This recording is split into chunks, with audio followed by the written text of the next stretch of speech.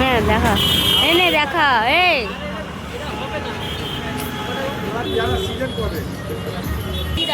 আমরা এখন বেরিয়েছিলাম মিষ্টি তেঁতুল কেনার জন্য। দেখা একটু মিষ্টি তেঁতুলের বক্সটা। মিষ্টি তেঁতুল কেনা কমপ্লিট, দেন গোপালের জন্য তো এটা এখন খুলবো। খুলেছি, বাও গুলো আছে গাইস, এই দেখো। তো এটা এই যে নিয়ে নিয়েছি একটা। তো এখন চলো মুখে দেওয়া যায়। মুখে ঢোকলে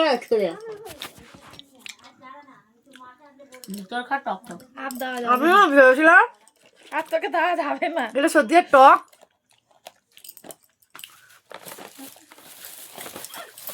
কিন্তু এত মিষ্টি। ঠিক আছে, আর মিষ্টি হবে না।